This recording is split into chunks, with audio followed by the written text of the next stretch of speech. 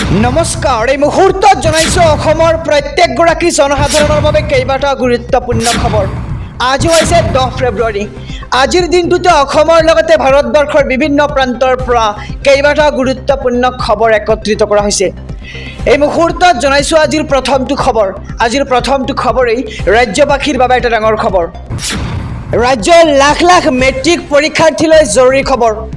Matric পৰীক্ষাত কেইবাটা গুৰুত্বপূৰ্ণ সালসলনি এইবাৰ সেবাৰ। পৰীক্ষাৰ্থীয়ে মানি চলিব লাগিব কেইবাটা নতুন নিয়ম আৰু 4টাকৈ বিষয়ত থাকিব এইবাৰ OMR চিটৰ ব্যৱস্থা।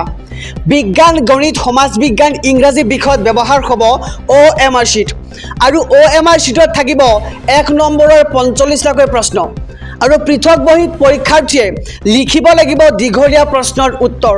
এই মুহূৰ্তত জনাইছো যে 2024 বৰ্ষৰ পৰীক্ষাৰ কি নীতি নিয়ম অৱলম্বন কৰিব লাগিব ছাত্ৰ ছাত্ৰীসকলে। আৰু ব্যৱহাৰিক পৰীক্ষাত থাকিব 10 নম্বৰ।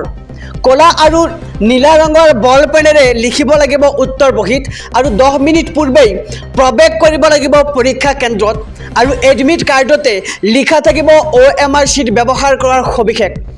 লগতে 16 ফেব্ৰুৱাৰীৰ পৰা 4 মাৰ্চলৈ অনুষ্ঠিত হ'ব মেট্ৰিক পৰীক্ষা।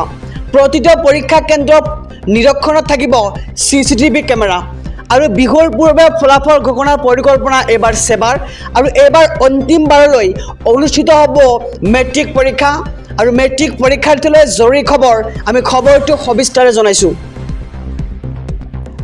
আগন্তুক 5 বছৰত কেনেকুৱা হ'ব ভাৰতবৰ্ষ? শীঘ্ৰেই আহি আছে মোদী 3.0 আৰু আগন্তুক 5 বছৰৰ বাবে দেশৰ প্ৰধানমন্ত্ৰী নৰেন্দ্ৰ মোদীৰ এক ডাঙৰ ঘোষণা। দুখীয়া মধ্যবিত্তৰ বাবে বহু সুবিধা মুকলি কৰিব মোদীয়ে আৰু 5 বছৰৰ ভিতৰত দেশত চলিব বুলেট ট্ৰেইন। কেইবাটা বৃহৎ ঘোষণা কৰিছে দেশৰ প্ৰধানমন্ত্ৰীগৰাকীয়ে আৰু শীঘ্ৰেই আৰম্ভ হ'বলৈ গৈ আছে মোদী 3.0 আৰু তৃতীয়বাৰ প্ৰধানমন্ত্ৰী হ'বলৈ মোৰ বেছি দিন নাই, এয়া প্ৰধানমন্ত্ৰীগৰাকীৰ মন্তব্য। আৰু আৰ্টিফিচিয়েল ইণ্টেলিজেন্সৰ ব্যৱহাৰ হ'ব সৰ্বাধিক ভাৰতত আৰু মোৰ তৃতীয়টো কাৰ্যকালত উন্নতিৰ শিখৰত থাকিব ভাৰতবৰ্ষ আৰু 5 বছৰত সৰ্বশক্তিৰে উন্নতিৰ জখলাত ভাৰতক লৈ যাম বুলি প্ৰধানমন্ত্ৰীগৰাকীয়ে মন্তব্য কৰে। আৰু দেশত দুখীয়া হাৰ বৃদ্ধি নোহোৱাৰ বাবে বছৰি 5 লাখ টকা প্ৰদান কৰি আহিছ। আগন্তুক 5 বছৰৰ বাবে মোদীৰ ডাঙৰ ঘোষণা। কেনেকুৱা হ'ব ভাৰতবৰ্ষ? দুখীয়া মধ্যবিত্তৰ বাবে বহু সুবিধা মুকলি কৰিব মোদীয়ে আৰু শীঘ্ৰেই আৰম্ভ হ'বলৈ গৈ আছে মোদী 3.0। শীঘ্ৰেই কোটি কোটি লোকৰ একাউণ্টত সোমাব চৰকাৰী ধন। ফেব্ৰুৱাৰী মাহৰ শেষৰ ফালে লাভ কৰিব চৰকাৰী ধন আপোনাৰ একাউণ্টত আৰু PM কিষাণৰ হিতাধিকাৰীলৈ এক সুখবৰ। শীঘ্ৰেই 16 নম্বৰ কিস্তিৰ ধন মুকলি কৰিবলৈ ওলাইছে মোদী চৰকাৰে আৰু অহা 20ৰ পৰা 25 ফেব্ৰুৱাৰীৰ ভিতৰত ধন সোমোৱাৰ সম্ভাৱনা।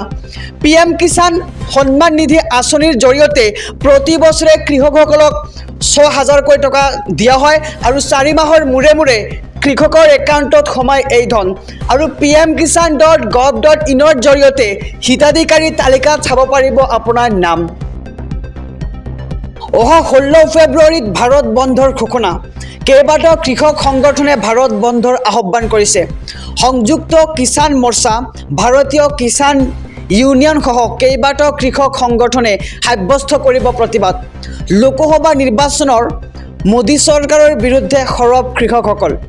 কেইবাটাও দাবী লৈ পুনৰ ৰাজপথত নমাৰ সিদ্ধান্ত কৃষক সংগঠনৰ আৰু MSPৰ আইনী নিশ্চয়তা, নিবনুৱা সমস্যা, অগ্নিবীৰ আঁচনিৰ বিৰুদ্ধে সৰব কৃষক সংগঠন। এই ধৰ্মঘটত সকলোকে অংশ ল'বলৈ আহ্বান ভাৰতীয় কিষাণ সংঘৰ নেতা ৰাকেশ টিকায়তৰ। আৰু অহা 16 ফেব্ৰুৱাৰীত ভাৰত বন্ধ ঘোষণা। কেইবাটাও কৃষক সংগঠনে ভাৰত বন্ধৰ আহ্বান কৰিছে।